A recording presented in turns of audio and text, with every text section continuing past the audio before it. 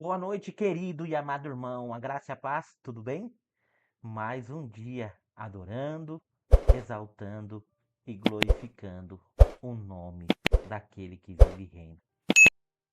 Hoje, meditando na palavra, hoje é tarde, parado ali na oficina, esperando um orçamento do meu carro. Estava conversando com um amigo e ele me perguntou sobre a situação atual do mundo, sobre o que está acontecendo, sobre a realidade deste mundo, sobre tudo que está por vir. E a única coisa que eu pude dizer para ele e que eu tenho para dizer para ele é que se você está em Cristo, tenha paz. Se você está em Cristo, fique tranquilo, porque o Senhor cuida dos seus. Mas uma coisa que eu percebi nele e que eu vejo na maioria das pessoas é o que Oséias 4:6 na parte A diz: que o meu povo perece por falta de conhecimento. E vendo as notícias e notícias não muito boas, nós percebemos que as pessoas não querem muito a realidade do Senhor ou as coisas do Senhor. As pessoas muitas vezes elas querem viver na mentira. E essa mentira muitas vezes anima as pessoas. E quando ele começou a perguntar de política para mim, eu comecei a falar com ele. E eu gosto muito do Editorial Central e eu vejo muito o Dr. Sandro Gonçalves. E eu vejo a realidade geopolítica do Brasil e do mundo e vejo que tudo afeta. E uma das notícias que eu vi foi sobre Trump, caso Master e Moraes. E a hipótese de uso do FBI entra no debate. Sabe, eu não acho ruim, não. Eu acho uma boa. E ele perguntou, mas será que eles não vão estar se metendo na realidade do nosso país? São coisas do nosso país que ninguém tem a ver com isso. Aí eu falei assim para ele, mas interessante, né? Você confia na Polícia Federal? A Polícia Federal que hoje atua no nosso país, você consegue confiar nela? E a tensão que teve sobre a visita do Bolsonaro, a discussão de sanções recentes da crise política, o que você pensa sobre isso? O que você acha sobre isso? E aí eu falei para ele que muitas vezes nós precisamos sim de uma intervenção, porque só a intervenção realmente vai trazer a realidade das notícias. E disse a ele também que o nosso país está muito mascarado, muito cercado por coisas que não vêm do Senhor, coisas que não agradam o nosso Senhor. E quando nós vemos coisas que não agradam o nosso Senhor, nós nos preocupamos. Por que nós nos preocupamos? Porque é muita mentira, é muito engano, é muita coisa que desagrada ao Senhor. Olha para você ver essa notícia. Para nós cristãos, pastor traiu a direita e agora a própria igreja o caça. A queda de Otônio de Paula. Igreja caça a autoridade. Querido, a instituição igreja não tem poder para caçar a autoridade pastoral de ninguém. Aí ele pode ser proibido de fazer as coisas naquela denominação, mas aquela denominação não tem poder para isso. Eu concordo que Otônio de Paula, estando do lado da esquerda, porque nós temos que entender uma coisa, nós temos que estar do lado do que defende a família, do que defende princípios. E o que não defende princípios não é bom a gente se envolver. Olha para você ver, que notícia. Pastor traiu a direita e agora a própria igreja o caça. A queda de Otônio de Paula. De ferrenho opositor de Lula a hóspede do Planalto. O deputado evangélico acumulou contradições até perder o que lhe restava, a autoridade pastoral que o projetou politicamente.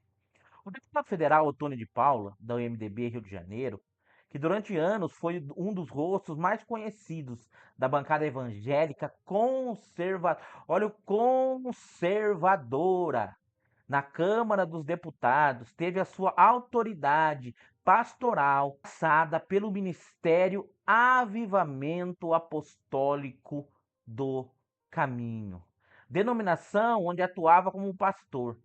Em decisão divulgada domingo, 15 de março de 2026, a circular ministerial assinada pelo bispo Léo Assis determina que o parlamentar está impedido de assumir púlpitos, ministrar a palavra ou exercer qualquer função pastoral dentro da instituição.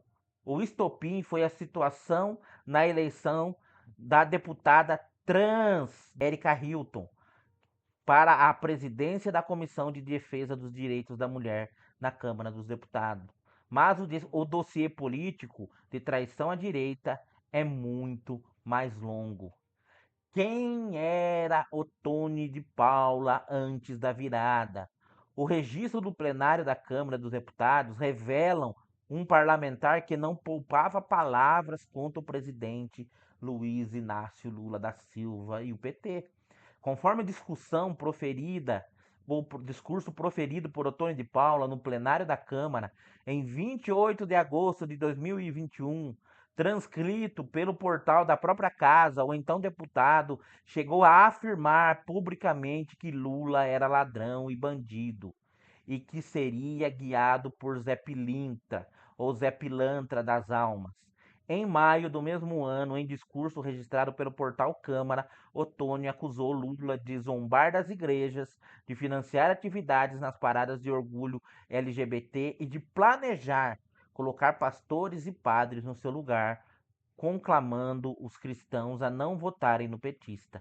Em 2022, em novo discurso no plenário, o parlamentar chegou a chamar Lula de profeta do capeta. E essa sessão ordinária da Câmara.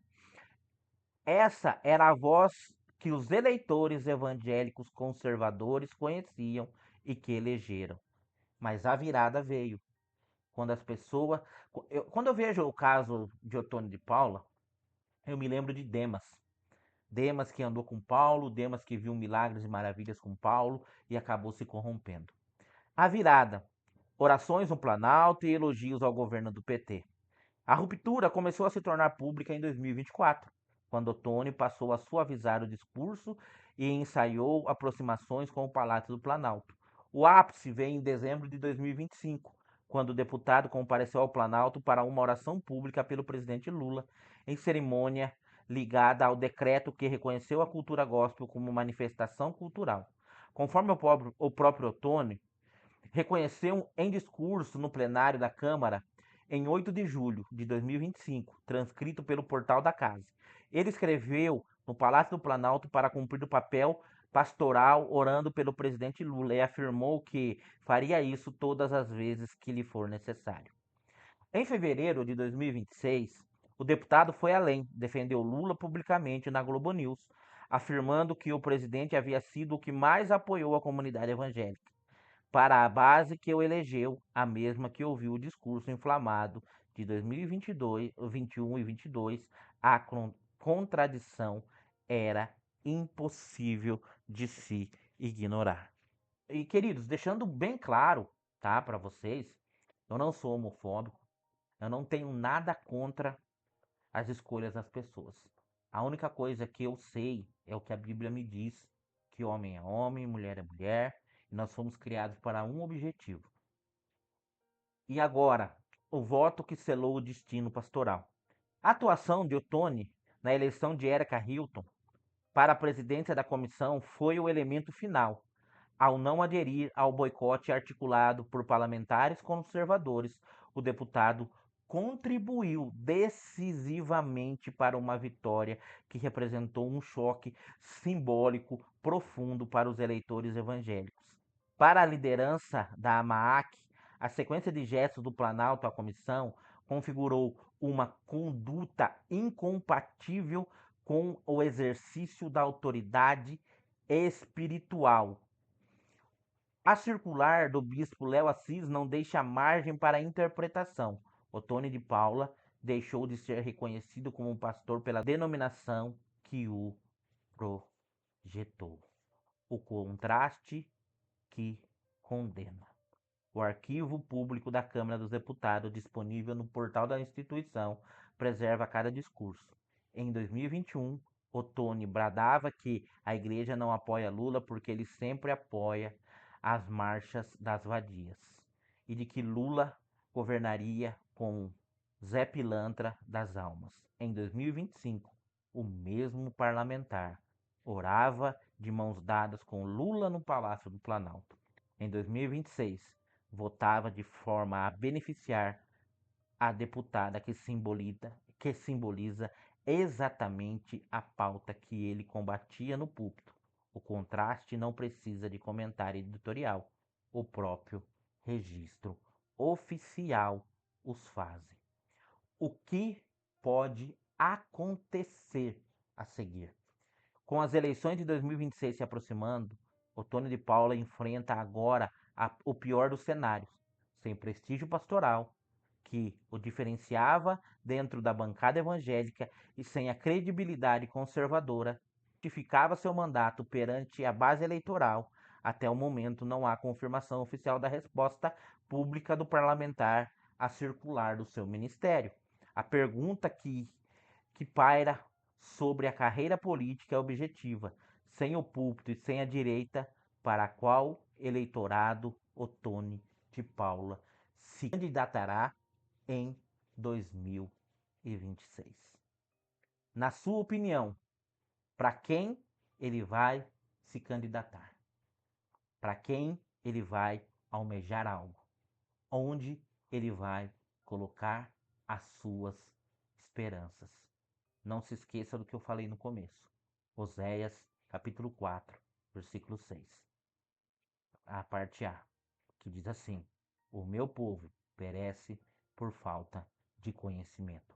Nunca se esqueça, se inscreva no canal, curta, comente e compartilhe. E eu quero te dizer poderosamente que nesse dia a sabedoria do Senhor venha sobre você e que a presença poderosa dele te abençoe e te guarde em nome do Senhor Jesus. Amém.